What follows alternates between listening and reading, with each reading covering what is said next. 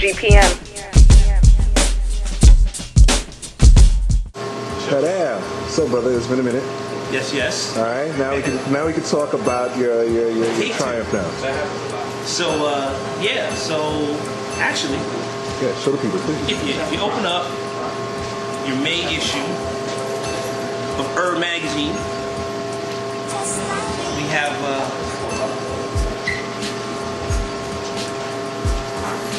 Ta-da. my sexy face in there.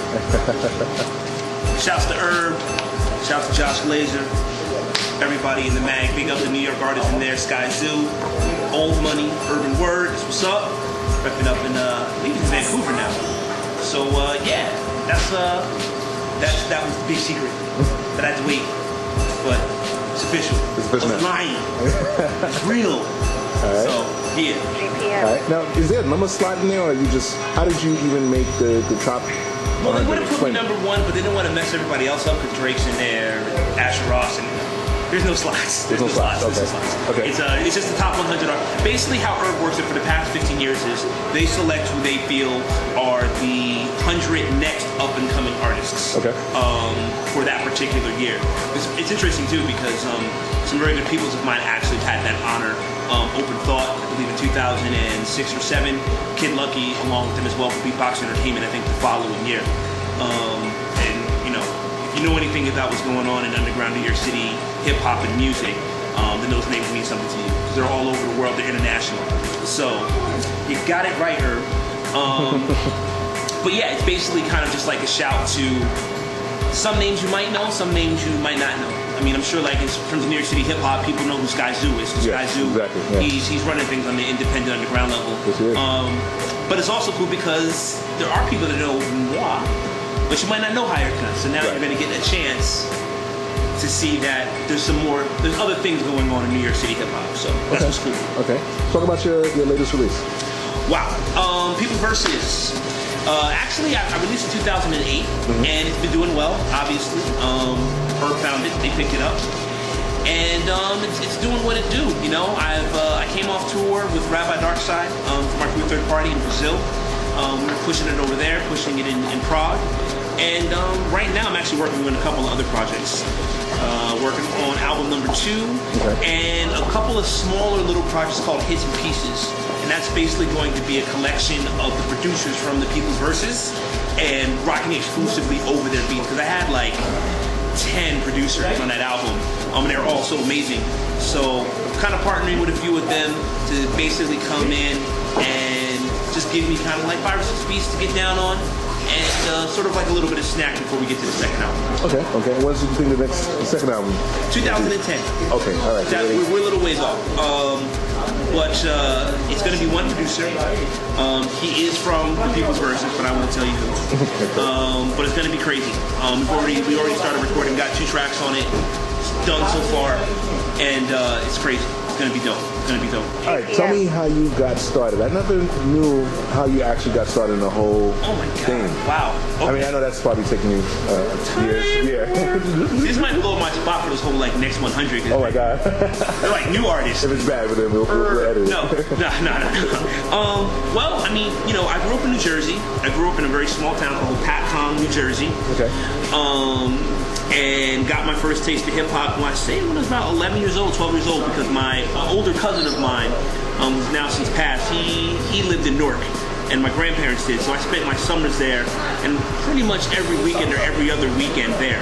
So I got involved in the hip hop very, very early, but I didn't really start taking it seriously, I'd say, till college. I had a little band when I was in high school, but you know, where I was from, like, it's pretty much like farm county. In Jersey, so people didn't want to be hip-hop artists, they wanted to be rock stars, so I really couldn't get a hip-hop group together, but I could get a couple of guys that play guitar and bass and drums, and I kind of did like the whole like Rage Against the Machine type of thing.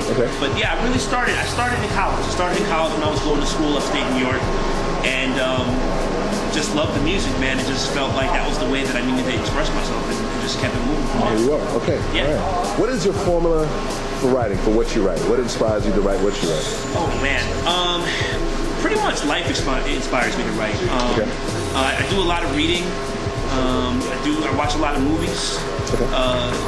Honestly, the black experience, the experience of being an African American male in this country, is a lot of what the underlying undercurrent stuff that I speak about. Okay. A lot of political issues.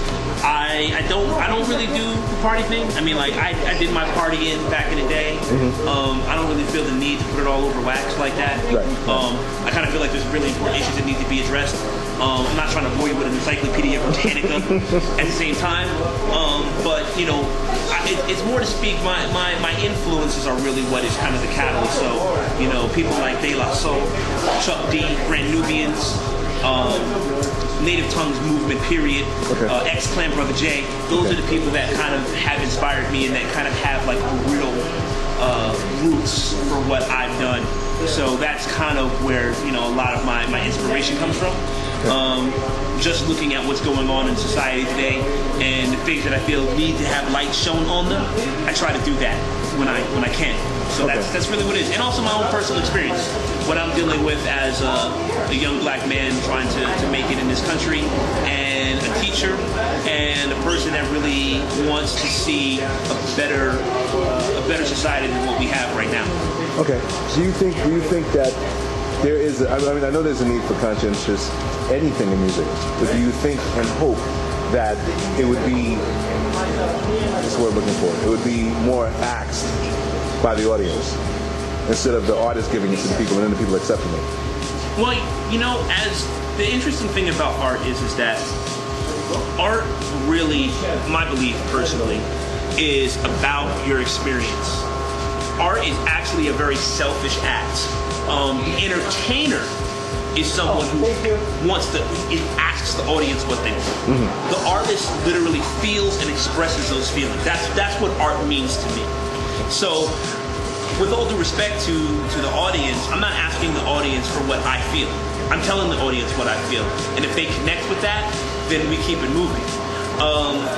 With that said, you'd be surprised. More people than what the media or mainstream would ever tell you want to understand and want to know about different cultures, want to know about the history of their country, want to know about the history of certain things. Music at its core essence is storytelling. And that's why I consider myself a modern day griot. I'm here to tell stories. I'm here to tell you and show you what's going on with the hopes that you'll question why or what or how. That's to me the role of an artist. And in terms of my art, that's my goal, definitely. Okay. I'm here to make you think, make you question, and do that in the most accessible way possible. I don't really deal with a lot of mustard, a lot of icing, a lot of filler. Like, I give it to you organic, straight, raw. This is what it is, and let's get it moving. And it's funny because I've been on tour, been up to Prague, I've been to Brazil, been in Virginia, New Hampshire, high school students, college students, people that can't even speak English, and that's what they want to hear. I have not found opposition to me talking about issues of race, or issues of gender, or the political system. I haven't had people, that's whack, son. We're the club joint. Right. I haven't, I know it's there. I know it's obvious there because we look at the media, but you know what I mean? The lane I'm in is fine. I don't have a problem. So I don't let that compromise what I want to do. I feel blessed that I've been able to do music the way I wanted to do it with no compromises, and I've watched things continue to ascend. So I'm gonna keep doing what I do. Right. Yeah. Now tell me where everybody can get your album now. Is it in stores or online? It's everywhere. You can get it at FreshRootsMusic.com. That's my website. You can get it from CD Baby, iTunes, Last.fm, Amazon. Pretty much every major digital company distributor that's on the planet, you can get it. It is selling out. It's big, and you definitely pick it up. Actually, man, there's a really, really dope track in there. Rappers Are in Danger, produced by the one and only Zeb the Essence. It's dope, man. It's really, really dope. The album is crazy. Zeb's on it. You need to holler at him for beats. Actually, you need to give me beats, dude. I need to give you some more. You need to give me beats. I will. I will. Beats from you, dog. I'll give you some more. Silent haters. We can get into that. Okay. No, but on the real, So,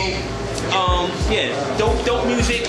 If you're looking for like authentic, real music, if you love hip hop, the way that it was intended, telling stories, deep, dope beats, drums, actual drums. No drums. Just dope music. Freshman's music. The people's versus hired gun. That's what it is. All right. Yeah. All right. Bomb. GPM.